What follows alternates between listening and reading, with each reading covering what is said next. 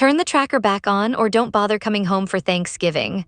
I stared at the text message until the words blurred together. For 18 years, I was their perfect trophy, the future doctor, the investment. But the moment I chose to care for people instead of just diagnosing them, I became a liability. They cut my funding.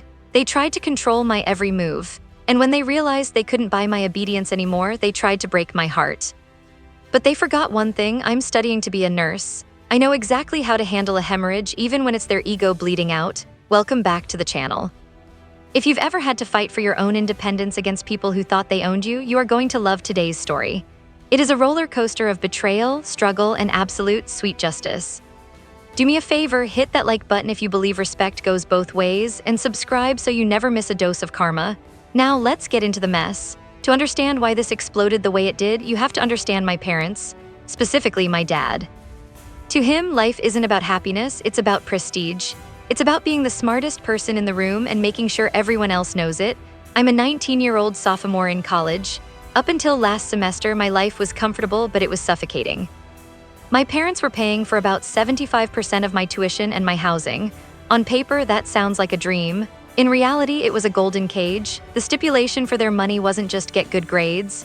It was total surveillance. They insisted I use the Life 360 app.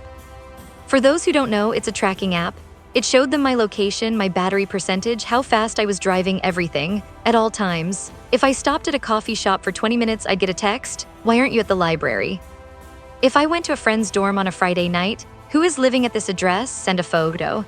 It wasn't optimal, it was intrusive, but I gritted my teeth and dealt with it because, well, they were paying. I treated it like a transaction. I sold my privacy for my education.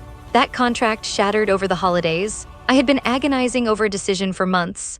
I started as a biology major because that's the pre-med path my dad demanded. He wanted a surgeon in the family. He wanted the title doctor attached to my last name so he could brag at the country club, but I hated it. I didn't want to spend my life in a lab or staring at charts for 5 minutes per patient. I wanted to be in the trenches. I wanted to comfort people, to advocate for them, to be the person holding their hand when they were scared. I switched my major to nursing. When I told my dad, the silence was louder than screaming. We were in the kitchen. I remember the smell of the cinnamon candles my mom burns, which usually feels cozy, but in that moment it felt suffocating. He looked at me with this cold, dead disappointment and said, "You are throwing away a bigger opportunity to change bedpans. You're trading a career for a job." I tried to argue. I told him, "Dad, I feel like I can help more people this way. Nurses are the backbone of healthcare." He didn't care. To him, it wasn't about helping people, it was about status. And I had just lowered mine. The consequences were immediate. He told me point blank that he doesn't pay for mediocrity. Within a week, the money stopped. No tuition checks, no rent assistance, nothing. I went from being a full-time student to a student who works 2 jobs just to survive. I took out multiple student loans that will probably follow me into my 40s. I pick up shifts at a diner until 2:00 a.m., my feet throbbing, smelling like grease, and then I wake up at 6:00 a.m. for clinicals. I pay for everything now. My food, my gas, my books, my rent. My parents give me $0. It's been the hardest 6 months of my life, but you know what? There's a strange pride in it. When I buy a coffee now, I know I earned it. I thought the distance would make them respect me. I thought surely seeing their daughter working this hard would make them proud. I was wrong. They didn't want me independent, they wanted me compliant. Last weekend, I finally had a break. A rare 2-day window with no work and no classes. My friends suggested a road trip to a neighboring state, just a cheap getaway to hike and breathe fresh air. I didn't tell my parents. Why would I? I'm an adult, paying my own bills, living my own life. We were 3 hours out, singing along to the radio, windows down, finally feeling free. That's when my phone started buzzing. Buzz, buzz, buzz. I ignored it at first. Then the text started rolling in on the dashboard screen. "Mom, why are you on Interstate 95? Mom, that is not the way to campus. Mom, where are you going? Answer me." My stomach dropped. I had forgotten about the tracking app. It had been on my phone for so long, buried in a folder, that I didn't even register it was there. They were watching me. From their living room, 300 miles away, they were watching a little dot moving on a map and losing their minds because they hadn't authorized the movement. I felt violated. I'm paying for this phone. I'm paying for the gas in the tank. I'm paying for the insurance on the car. I pulled over at a rest stop. My hands were shaking, not from fear, but from rage. I found the app icon. I didn't even open it to check their messages. I just held down my finger, watched the little X appear, and hit delete. The dot vanished, and the war began. Within 5 minutes, the calls started. First mom, then dad, then mom again. I let them go to voicemail. When I finally listened to the messages, they weren't worried about my safety. They were furious about my disobedience. "It is dangerous for you to not be tracked," my mom shrieked in one voicemail. "What if you get kidnapped? Turn it back on right now." I finally texted back, "I am safe, I am with friends, I am paying for my own life now, and I value my privacy. I don't feel comfortable with the app anymore." That was the wrong thing to say, or maybe it was the right thing. My dad called. I answered this time, "You are being ungrateful," he spat. "We are your parents, we have a right to know where you are." "You lost that right when you decided I wasn't worth supporting anymore," I said, my voice shaking. "You can't cut me off financially and still expect to manage me socially. That's not how this works." He hung up on me. For the rest of the trip, my mom was texting me guilt trips. She said I was trying to cut them off completely.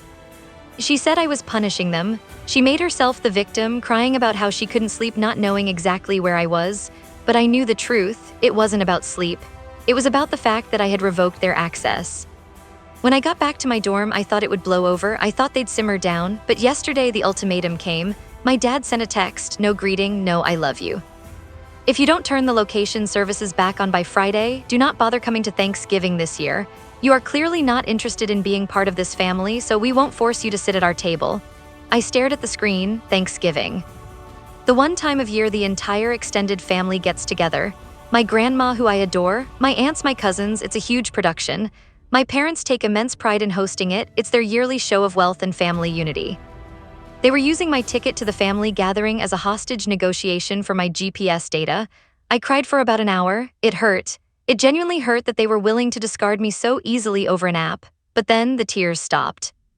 And the nurse in me took over. Triage is over. It's time to operate. They wanted to uninvite me? Fine, I accept. Here's where I might be the asshole, but honestly, I don't care. I didn't reply to the text. I didn't beg. I didn't reinstall the app. Instead, I went to my nursing supervisor and asked to pick up a double shift on Thanksgiving Day. Holiday pay is time and a half, and honestly, the hospital is a family in its own way. Then I waited. Thursday morning, Thanksgiving Day arrived. My phone stayed silent from my parents' end. They were probably waiting for me to show up at the door, begging for forgiveness, phone in hand, ready to be tracked. By 2:00 p.m., the family dinner would be starting. That's when the texts from everyone else started coming in. "Grandma, sweetie, where are you? The turkey is being carved. Aunt Lisa, are you running late? We're waiting to say grace. Cousin Mike, yo, are you coming?" My parents hadn't told anyone. They were saving face. They probably told everyone I was sick or studying. They wanted to maintain the image of the perfect, supportive family, and my absence was a crack in that porcelain. I took a screenshot of my dad's last text, the one that said, "If you don't turn the location services back on, do not bother coming to Thanksgiving." I opened the family group chat, the one with grandma, the aunts, the uncles, my parents, everyone. I typed, "I'm so sorry I can't be there, everyone. I miss you all so much." But Dad made it very clear that since I'm paying my own bills now and deleted the tracking app, I'm not welcome at dinner.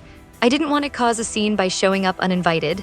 "Have some turkey for me? I'm working a shift at the hospital." Send. I turned off my phone and went back to my patients. When I turned my phone back on 6 hours later, it was like a nuclear bomb had gone off. 30 missed calls from my dad, 12 from my mom, but the texts. Oh, the texts from the family were gold. "Aunt Lisa, he did what? Cousin Mike, dude, Uncle Dave is getting roasted right now. Grandma is actually yelling." Apparently, the dinner turned into an interrogation. My grandma, the matriarch who takes no prisoners, demanded to know why her granddaughter was working alone on a holiday instead of being with family. My dad tried to spin it, tried to say it was about safety, but the text message I sent was undeniable proof. It was blackmail. He was exposed as a petty, controlling tyrant in front of the exact audience he tries so hard to impress. My cousin told me that my dad spent the entire dinner sitting in silence, red-faced, while my mom cried in the kitchen because her perfect host image was ruined. They wanted to control the narrative. They wanted to punish me in silence. I just gave them the audience they always wanted. So am I the asshole? Maybe. I ruined their dinner. I embarrassed them. But I learned something in nursing school. You have to clean out a wound before it can heal. My relationship with my parents was infected. They thought money gave them ownership of my life. Now they know the price of admission to my life isn't obedience. It's respect. And if they can't pay that, then I guess I'll be spending Christmas at the hospital too. The pay is better and the company is certainly nicer. That's the story, guys. I want to know what you think in the comments.